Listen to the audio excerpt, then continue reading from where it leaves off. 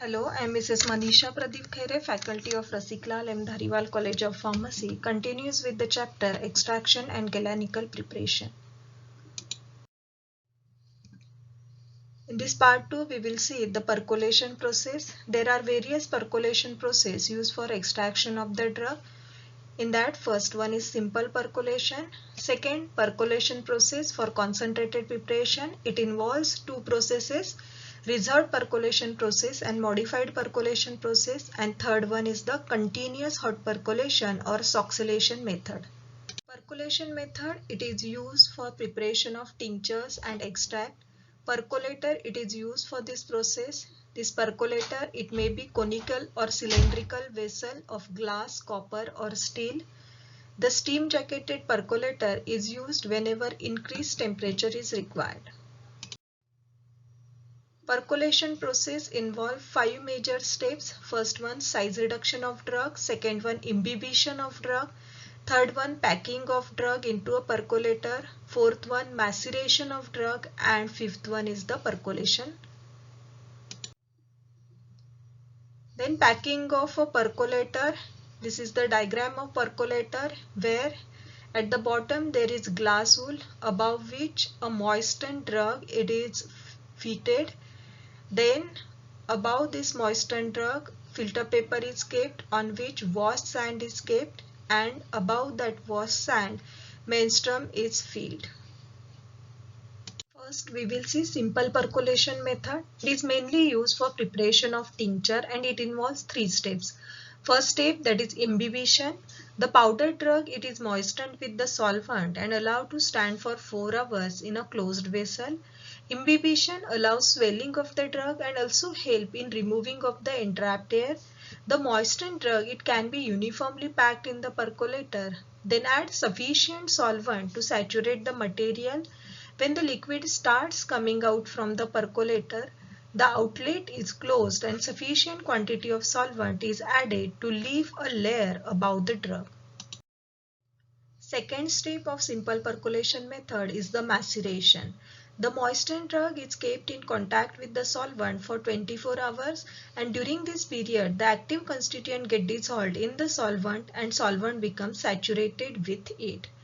Third step, that is the percolation. It consists of downward displacement of saturated solution formed in maceration by slow passage of solvent through the column of drug. After collecting 3/4 volume of percolate, the mark is pressed and sufficient quantity of solvent is added to make up the volume. Then reserved percolation process, it is mainly used for preparation of concentrated extract. In this process, a part of percolate, that is 3/4 volume of finished preparation, is reserved. Then the percolation process is continued till the drug is completely get exhausted. The percolate is subjected to evaporation or distillation to recover the costly solvent and convert the dilute percolate into soft extract. This soft extract is then dissolved in the reserved portion and then sufficient solvent is added to make up the volume. Next, that is modified percolation process. In simple percolation process, the ratio of drug to percolate is about 1:4. In this modified percolation method, the ratio is reduced to 1:3. Hence, there is lot of saving of heat, time and solvent. In this process, there is a displacement of strong solution of active constituent formed during maceration, which is replaced by fresh menstruum when percolation process is started. It is proved that stationary menstruum dissolve more matter than flowing menstruum. Hence, more menstruum is required to exhaust the drug when simple percolation process is used. Hence, more menstruum is required to exhaust the drug. But in modified percolation process having suitable breaks by short maceration stages, the drug to percolate ratio can be reduced to 1:3. The next method we will see, that is the SOxylation method, or which is also called as the hot percolation process. This process is mainly used for drugs which are not freely soluble in the solvent or difficult to be extracted from the crude drug. This process is used for extraction of fixed oil from seeds and alkaloids from drug using benzene, chloroform, petroleum ether as a solvent. This is the diagram of continuous hot extraction or Soxhlet apparatus. At the bottom there is round bottom flask. Then there is an extractor which is having two tubes. One is siphon tube and another one is the side tube. And above this extractor there is a condenser. The Soxhlet apparatus, it consists of the three parts. First, the flask containing the solvent, then flask containing extractor in which a drug should be extracted is packed. It consists of side tube which carries vapors of solvent from flask to the condenser and a siphon tube which siphons over the extract from Soxhlet extractor to the flask. And third part, that is the condenser, in which the vapors of the solvent are condensed into liquid. Then procedure of Soxhlation. The drug to be extracted is packed in a cylinder made up of the filter paper which is called as the thimble. Then it is placed in Soxhlet extractor. The solvent is placed in the flask. These vapors enter the condenser through side tube and get condensed into hot liquid which falls on the column of the drug. When the extractor gets filled with the solvent, the level of siphon tube also rises up to its stops. The extract of active constituent with solvent then runs into the flask, thus emptying the body of extractor. This alternate filling and emptying the body of extractor goes on continuous till the drug is completely get exhausted. The soluble active constituent remain in the flask and the solvent is repeatedly volatilized. This process is repeated for 15 times or until the complete exhaustion of drug takes place.